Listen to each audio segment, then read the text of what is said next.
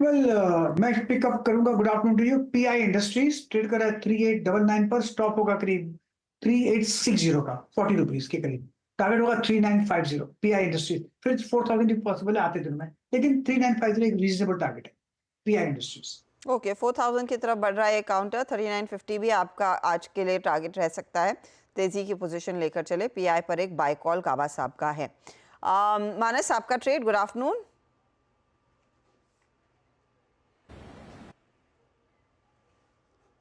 लगते नहीं, मानस से संपर्क नहीं बन पाया ठीक से। रचना जी, गुड आफ्टरनून। आपका ट्रेड क्या रहेगा? आप म्यूट पर हैं ma'am. Sorry for that. Very good afternoon. मेरी तरफ से जो ट्रेड रहेगा दैट विल बी यूनिलीवर के फ्यूचर्स। हिंदुस्तान यूनिलीवर को हम लॉन्ग करेंगे।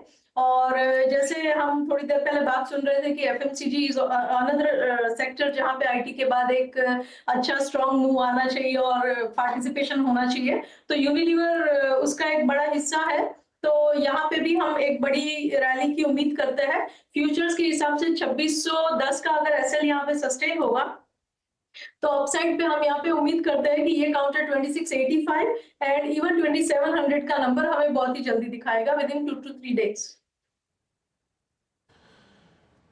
जी हाँ, और आप यकीन मानिए मैं अभी ओआई समरीज इंडिसेस का बिहेवियर पढ़ रहा था। आई थिंक मेरी एक्सरसाइज में, आई थिंक शो की जो, आप यकीन मानिए एफएमसीजी में बहुत स्ट्रॉन्ग बिल्डअप है। मैं उस पर आऊँगा, लेकिन अब चलते हैं राजेश जी के पास। और राजेश जी, मैं इस बात की तारीफ करूंगा आपको आज। और जब मैं कह भी रहा था कि आज स्क्रीन पे निफ्टी आईटी, मतलब आईटी स्टॉक्स ने एक ट्रेड का मौका दिया और आपने उस वक्त टीसीएस का ट्रेड पिक किया। हेलो टीसीएस, आपको भी कहना चाहूँगा मैं। अच्छा ट्रेड था राजेश जी, बहुत ही खूबसूरत ट्रेड था ना। इस वक्त क्या पिक कर रहे हैं आप? और वो टेक महिंद्रा मैंने आपसे कहलवाया था, वो भी ठीक गया ना? वो ठीक गया। और वीरेंद्र जी, सच में आपने राइट टाइम स्पॉट किया। वो जैसे टीसीएस हमारे हाथ में जल्दी जल्दी जल्दी आ गया। और टेक महिंद्रा देखिए, हमने जो टारगेट दिया था वो भी अच्छे हुआ। तो मुझे लगता है आज की सुबह जो ट्रेड थे वो दोनों हम कह सकते हैं बेहतरीन गए। And first of all thank you for giving me the credit. Virendra ji देखिए, अभी जो पिक रहेगा वो रहेगा आईआरसीटीसी का।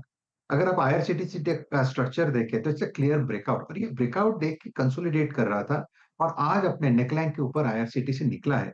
सो at level of 1050 in future it's a buy. Stop loss होगा 1030 का, 20 पॉइंट्स का स्टॉप लॉस मेंटेन करें। वीरेंद्र जी, मुझे लगता है इसका जो नेक्स्ट टारगेट होगा, अगर स्विंग ट्रेडिंग की बात करें तो 1080, और मुझे लगता है पोजिशनली कोई रखे तो 1100 1120। So IRCTC is a bye.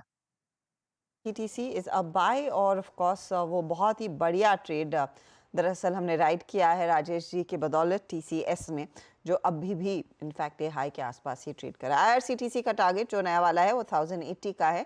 1120 तक के लेवल्स भी देखने को मिल सकते हैं। Sneha, good afternoon. आपका ट्रेड। Good afternoon Harshita. अगर इंडिविजुअल काउंटर्स में से देखें तो क्रॉम्पटन ग्रीव ये काउंटर मुझे काफी अच्छा लग रहा है। नियरली 2.5% ऊपर है आज के दिन। एक रेजिस्टेंस था अराउंड 330 के आसपास, जो कि काउंटर ने सरपास करके काफी स्ट्रॉन्ग मूव दिया है। अभी भी अगर आप देखें तो 20 डेमा को रिस्पेक्ट कर रहा है। डिप्स में फिर से बाइंग इंटरेस्ट देखने को मिल रहा है। तो आई वुड रिकमेंड कि यहाँ पे एक फ्रेश लॉन्ग किया जा सकता है। एक स्टिक स्टॉप लॉस हमें 417 का मेंटेन करके लॉन्ग करना चाहिए फॉर द टारगेट ऑफ 470। तो ये फिलहाल 470 के लिए एक अपॉर्चुनिटी बन रही है क्रॉम्पटन ग्रीव्स में इस समय। चले धर्मेश कांत को भी जोड़ लेते हैं। धर्मेश जी, बहुत ही इंटरेस्टिंग वीकेंड सेशन बन रहा है। ना किसी ने एक्सपेक्ट किया था कि टीसीएस इतनी तेजी छप्पर फाड़ के रिटर्न्स देगा एक दिन में, और ना ही एक्सपेक्ट किया था कि आज के आज ही हम 24,600 को भी दस्तक दे देंगे। आज का डे हाई 24,592 है। कैसे पोजीशन करेंगे आप अपने आप को, और आज के लिए खास ट्रेड क्या है?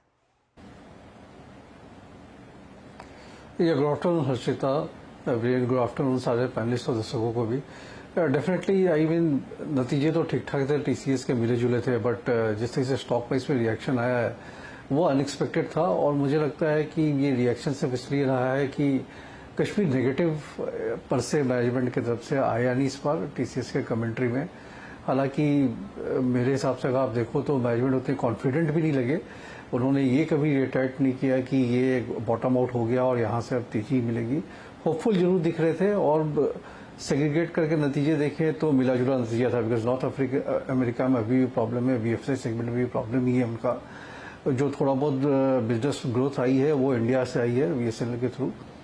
सो बेनिफिट ऑफ डाउट मार्केट दे रही है TCS को, तो आज का ट्रैक्शन ठीक ठाक रहेगा। बट इस लेवल्स पे और भी डिफिकल्ट हो गया, पहले से ही काफ़ी हीटेड मार्केट लग रहा था वैल्यूएशन के पर्सपेक्टिव में।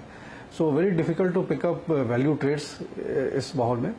हालांकि मोबिलिटी सेगमेंट जो टेक्नोलॉजी के अंदर है वो काफ़ी अट्रैक्टिव लग रही है। KPIT है, टाटा टेक्नोलॉजीज है। सो टाटा टेक्नोलॉजी का काउंटर पर आप देखो तो वहाँ पे स्टॉक प्राइस में कोई खास मूवमेंट आया नहीं है, और 1050, 1060 के आसपास या 30 से 50 के रेंज में काफ़ी अट्रैक्टिव लगता है। 2 साल का अगर नजरिया हो तो काफ़ी दमदार स्टॉक है मोबिलिटी सेगमेंट में। BMW से भी इनको ऑर्डर मिल रखी है और जगवा को सप्लाई करते हैं, तो वहाँ एक मुझे वैल्यू बाई के हिसाब से जरूर एक ट्रैक्शन लगता है। अदर देन दैट अभी से बजट तक आप न्यूज स्पेसिफिक और सेक्टर रोटेशन प्ले पे ही ध्यान दे सकते हैं। Okay, Tata take